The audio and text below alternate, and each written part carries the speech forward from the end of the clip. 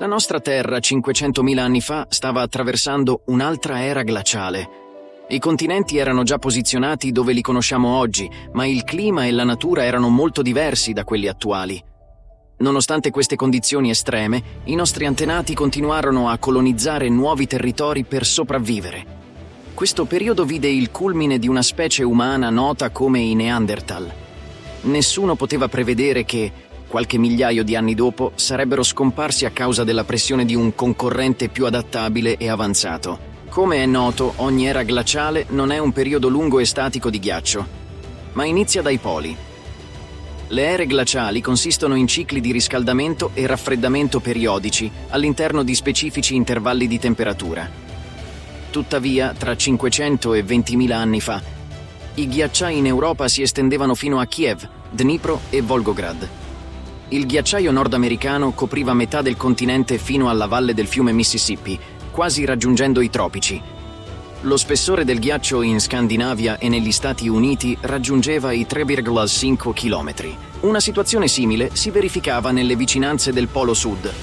Tali enormi masse di ghiaccio non potevano non influenzare il clima in altre regioni. Di conseguenza, vaste aree erano occupate da tundre, foreste e tundre semidesertiche si trovavano alle latitudini delle moderne nazioni europee centrali, tra cui Francia e Germania. Queste aree consistevano principalmente in vaste pianure erbacee con foreste sparse. Le tundre raggiungevano le coste del Mar Mediterraneo.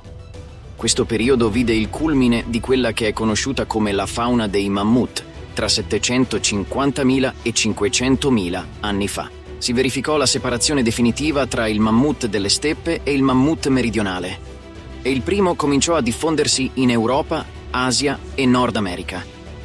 Allo stesso tempo, enormi branchi di grandi erbivori come il rinoceronte lanoso e il bisonte migrarono attraverso le regioni foresta steppiche. Numerose specie di cavalli e cervi erano presenti. Tra i predatori c'erano molte varietà di felini, nonché lupi e orsi. Nel frattempo, dall'Africa uscirono i progenitori degli esseri umani, comunemente noti come Neanderthal.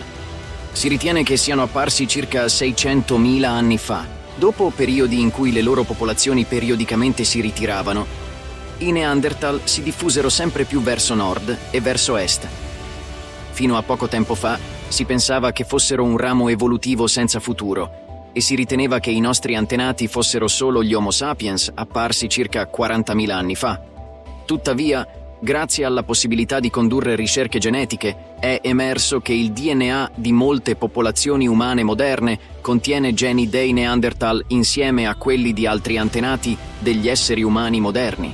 Dal punto di vista fisico, i Neanderthal erano più adattati alle dure condizioni di vita dell'epoca, ma erano indietro in termini di tecnologia e cultura rispetto ai loro contemporanei. Di conseguenza, persero la competizione per la sopravvivenza. Tuttavia, il loro stile di vita, la loro cultura e altre caratteristiche sono oggetto di grande interesse per la ricerca scientifica. Avevano una statura media di circa 106 cm e un robusto scheletro. La loro massa muscolare era circa il 30-40% superiore rispetto a quella di un essere umano moderno medio. I Neanderthal avevano una fronte bassa e ampie arcate sopraccigliari, con potenti muscoli della mandibola. Il loro naso era largo e le sue forme e dimensioni permettevano una migliore maturazione dell'aria inspirata.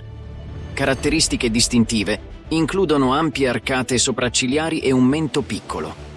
Avevano colli massicci e corti. La struttura del loro apparato vocale indica la capacità di produrre suoni complessi, il che significa che i Neanderthal potevano parlare tra loro in modo significativo. Esiste anche l'opinione che i Neanderthal non avessero una folta peluria facciale, ma questa ipotesi finora non ha ricevuto una conferma al 100%.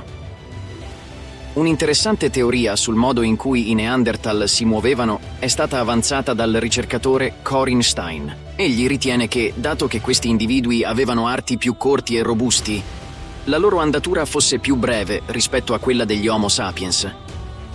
Questo significava che i Neanderthal dovevano spendere più energia per camminare e compiere altre azioni con le mani e i piedi. I Neanderthal ottennero il loro cibo attraverso la caccia e la raccolta.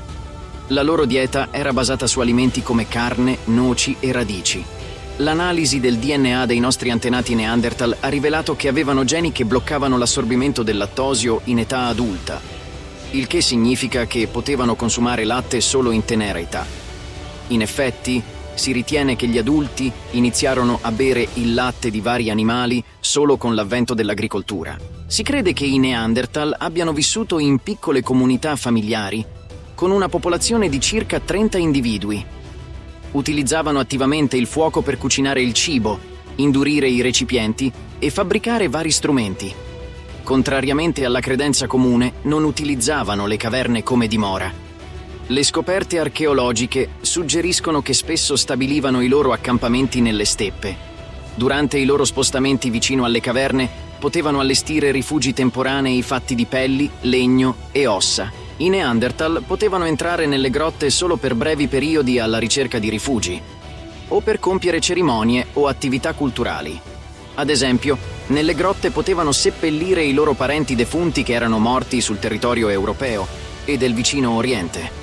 Sono stati trovati numerosi sepolcri di questo tipo nella grotta di El Sidron in Francia.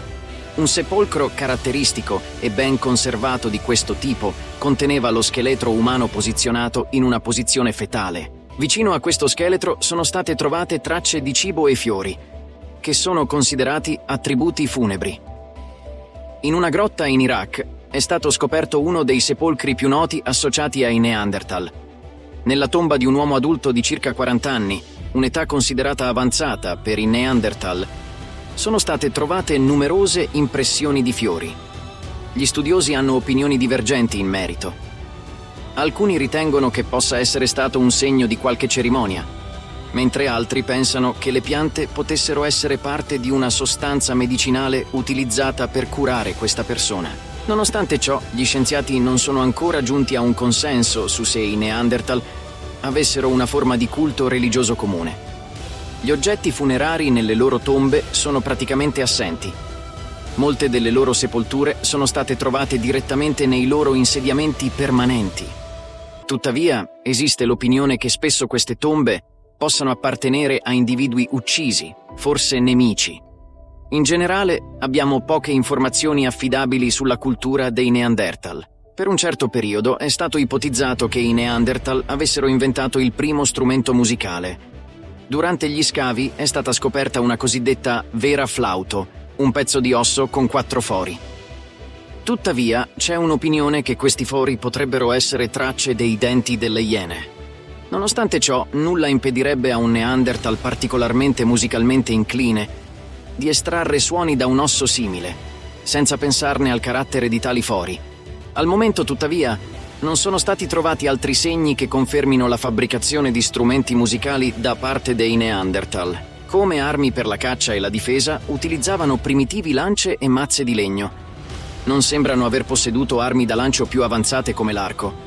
La raccolta dei cibi avveniva con l'uso di coltelli e bastoni. Per la creazione di ornamenti utilizzavano strumenti semplici come trapani rudimentali. Gli ornamenti più comuni erano realizzati con denti e artigli di animali o conchiglie. Fino ad ora non sono state trovate prove concrete di pittura o scultura tra i Neanderthal.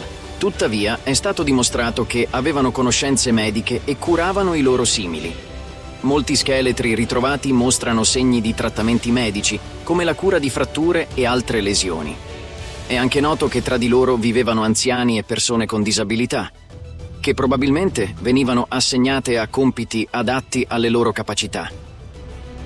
Quindi i Neanderthal avevano le basi per lo sviluppo di una società a un livello più avanzato. Sì, le leggi implacabili dell'evoluzione hanno influenzato la scomparsa dei Neanderthal. E la storia dell'umanità ha preso un diverso percorso con l'ascesa dell'Homo sapiens come nostri diretti antenati.